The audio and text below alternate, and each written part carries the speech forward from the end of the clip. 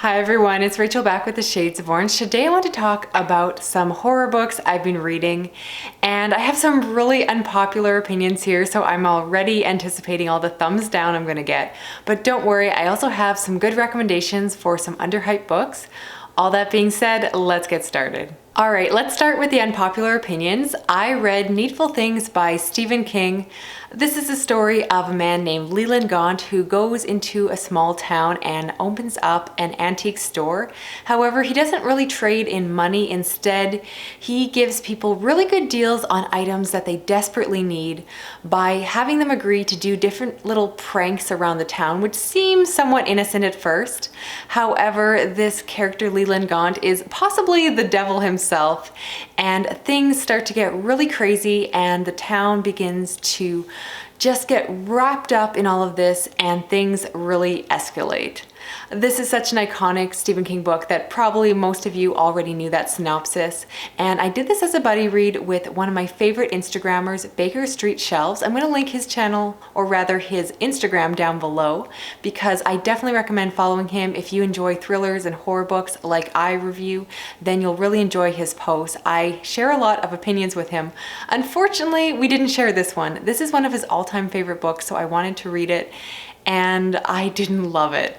I will say that I did appreciate this book. I can understand why people like it, but I did not like it myself. What this book read to me like is almost a satire or a caricature of this classic horror story where you have the devil come to town, and the characters are just so over the top that I just found it really hard to connect to the story. The part I did enjoy was seeing the people go into the shop and find the item that was right for them. I thought that part was really interesting to see how their desires kind of manifested into different items, and then of course what they had to agree to do in order to get that item.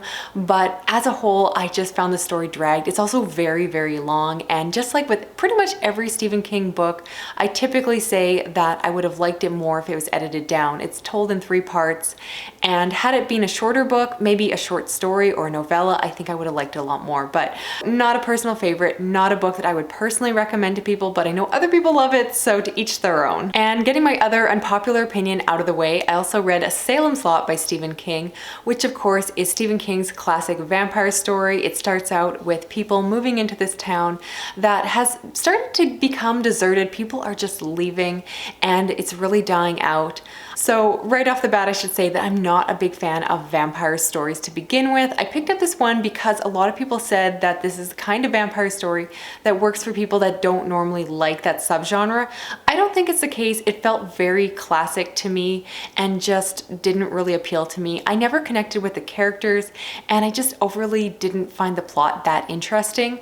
I probably did a bad thing that I basically read this and Needful Things back to back, or rather interspliced them, because I was doing a buddy read. I was trying to pace myself with the other person, and so I was kind of reading them both at the same time, and they're very similar. They're both like people in a small town, and in Salem's Lot, the characters actually go and they open up an antique store, except in this antique store, they just sell antiques. And so it was kind of like Needful Things, but more disappointing because nothing happened with the things that they were selling, and I just found that to be very anticlimactic. It was interesting to see how similar those books are. I think if you like Needful Things, you should read Salem's Lot or vice versa, but they're just 2 books that were really similar, and unfortunately similar in a way that I just didn't like.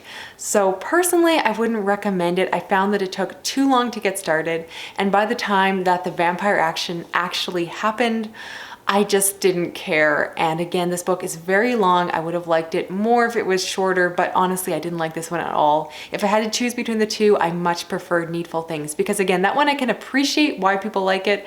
I don't understand why people like Salem's Lot. I realize this is a super unpopular opinion. A lot of people recommended me to pick up this book, so I'm not trying to be cheeky here. Maybe let me know in the comments what about the book appeals to you for those that really like this book. And I'm sorry, it's an unpopular opinion. I know I'm going gonna get 1,000 thumbs down on this video. Now let's talk about something I actually did like, and I read The Windigo by Vaughn C. Hardacker, and this is a story that is set in the wintry months in Maine and follows a game warden who has to track down someone who has gone missing.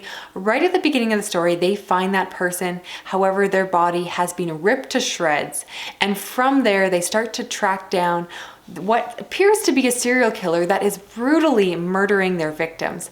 However, very early on, because the story centers around a First Nation or Native American reserve, you do start to have people questioning whether this is actually a serial killer or possibly a manifestation of the Wendigo.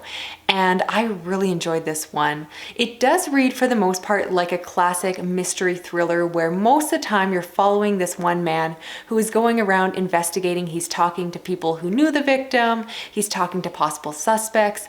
I personally like mysteries. I don't read them as much as I used to, but I do really like that classic narrative. If you don't like that, this might not appeal to you as much, but I found this book very gripping. And what I liked is the fact that while it had those classic elements, it also brought in this possibility of the supernatural, because you start to wonder what is going on. This book is told from multiple perspectives, so you do get to see reasonably soon what is happening, and I will try not to say too much. I was really torn when I was trying to put together this review how much to say, but I will let you know that this isn't a classic thriller. There is a twist to it, and there definitely is more going on. And if you like those stories that kind of play with the lines between the possible and the impossible, the supernatural and the real, this one will be right up your alley. This tends to be the type of thriller that just really appeals to me because I am such a horror reader, so I would call this a horror thriller. But if that sounds up your alley, I definitely recommend it. I thought it was gripping. It would be a great book to read during the winter months, and I really enjoyed it. It's so underhyped. I feel like no one is talking about it. I think I found out about it on some random website. I don't know how it got on my Goodreads TBR, but I'm so glad it did, and I just really enjoyed it. It was just a fun read, so that one I do recommend. Finally, I want to talk graphic novels, and I read a really good one. That was Infidel, which is about a Muslim woman who moves into an apartment building with her fiance, her soon-to-be stepdaughter, and soon-to-be mother-in-law. And part of the story follows their social dynamics as they are trying to integrate as a new family, but it also centers around the fact that this building has a history. There was recently a bombing that happened there that has been associated with Islamic extremists, and because of that, there is a lot of prejudice that the main character has to deal with. And so I found those parts of the story to be very gripping, very interesting. I love finding diverse horror books, and this one was just a winner because not only did it have these fascinating, diverse aspects to it, which is definitely something I don't find enough in the horror genre. I really do have to seek it out. They aren't always front and center if you're just looking at the bestsellers table.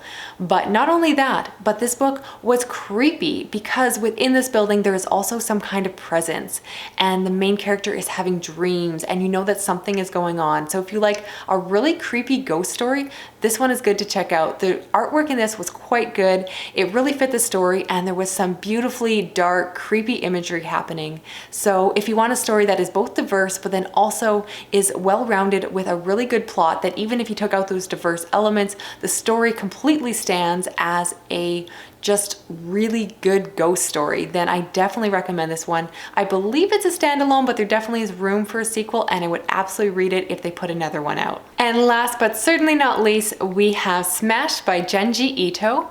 This is his newer collection of short stories, and as always, some of the stories I liked, some of them I didn't. You are so sick of hearing that every time I talk about short stories, I am sure. If you don't know, Junji Ito is a graphic author who just writes these really bizarre, weird stories that tend to have a lot of body horror in them, so right up my alley. And while I didn't love every story in this collection, I found a new favorite. It's probably the best short story I've ever read by him. And that one is about this strange happening where people begin to get stuck and are just forced to stand in place with their arms held up, and you don't know what's happening. It's almost something that appears to be contagious. People are worried that it's spreading and you just don't know what's happening. And it was such an interesting concept, but what made it amazing is when it's finally revealed why this is happening. Oh my gosh, it was the best reveal. It was such a gut punch, and this book just has such an emotional pull to it. Wow, like I said, easily my favorite. While I didn't love the entire collection, it is so worth reading just for this story alone. I'll link to the name of it down below, but loved it, loved it, loved it.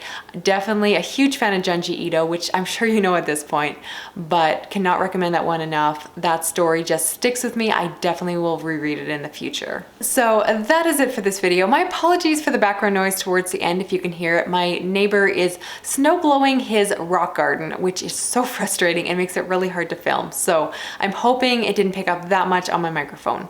Otherwise, I would love to hear your opinions down below. You don't have to agree with me with Salems Lot and Needful things, but it would be nice to know if anyone else doesn't love those ones, because I feel very alone in my unpopular opinions.